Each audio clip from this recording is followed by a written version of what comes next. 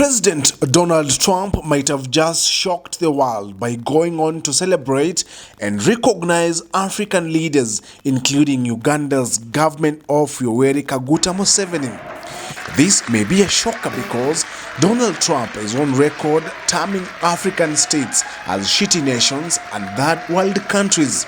Very importantly, we're settling a war that's been going on for decades with millions and millions of people killed, and these two gentlemen spent a lot of time backstage talking to each other and over at the Oval Office. We were at the Oval Office together. It was beautiful, and I think it's just a very important day.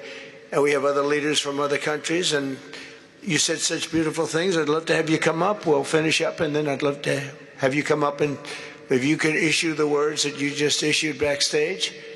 It usually doesn't work, you know. It usually never happens. They said, oh, they said it much better before, but you will probably do better up here. But I'd love to have you say how you felt, because it is an amazing day. Great day for Africa, great day for the world, and for these two countries. And they have so much to be proud of. And I want to thank the leaders. I want to thank you very much. It means maybe more because we are here together for the first time ever in this building. Brand new, beautiful building. I don't want to tell you how much it costs because I hear it's a lot. On this occasion, Trump was more humble, tolerant, and full of praise to African leaders who showed up at the White House in a peace brokering deal for DRC and Rwanda. Today we commit to stopping decades of violence and bloodshed and to begin a new era of harmony and cooperation between the Democratic Republic of the Congo and Rwanda. I want to thank the two courageous leaders. They are courageous leaders. They really are courageous leaders, great people. President Tshisekedi of the Democratic Republic of the Congo and President Kagame of Rwanda. They are amazing people, and they had stories to tell me that were incredible. Really fascinating in so many different ways. Sad and beautiful, both sad and beautiful, and today makes them beautiful. I've just held really fantastic meetings with both men and representatives of other countries where we discussed the importance of upholding this new agreement. Very detailed, powerful agreement. I also want to thank several foreign guests and dignitaries in attendance to celebrate this magnificent event, including the President of Angola.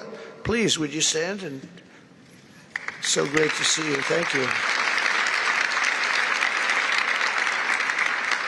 The President of Burundi. Thank you very much. Great to see you again.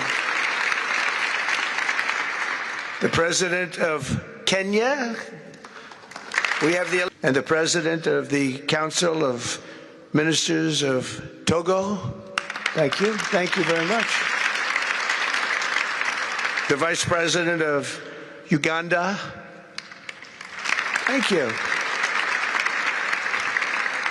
It's such a beautiful color. Like all these guys are wearing these dark suits. You just stand out for a lot of reasons. You're beautiful. Actually, President Donald Trump went down to recognize every head of state in particular, and even said this about Kenyan President William Ruto. The President of Kenya. We have the Olympics here. You know, they do very well in the Olympics, those runners. I don't know what the heck you do with those runners, but they are very good. I've been watching them for a long time. So we have the Olympics coming to the United States. You know that. Thank you very much. And you'll come as our guest. On the contrary, Tanzania seems to have been missing on America's list of praise.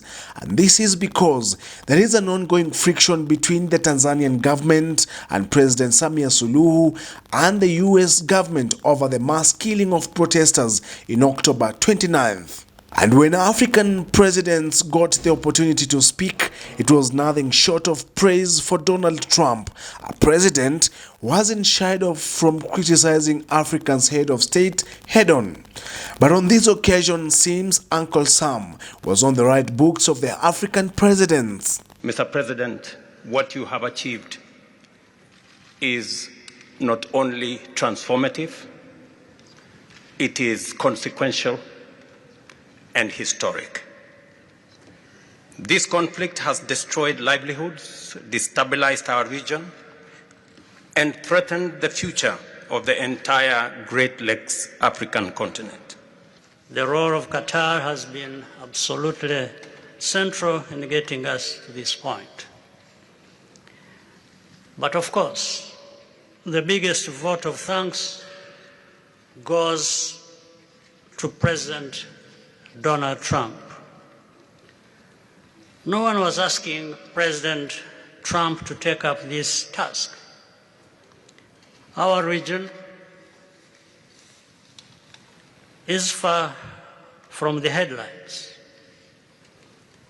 But when the President saw the opportunity to contribute to peace, he immediately took it.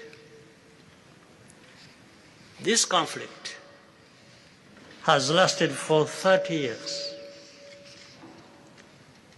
We have seen countless mediations and efforts, but none has succeeded in resolving the underlying issues.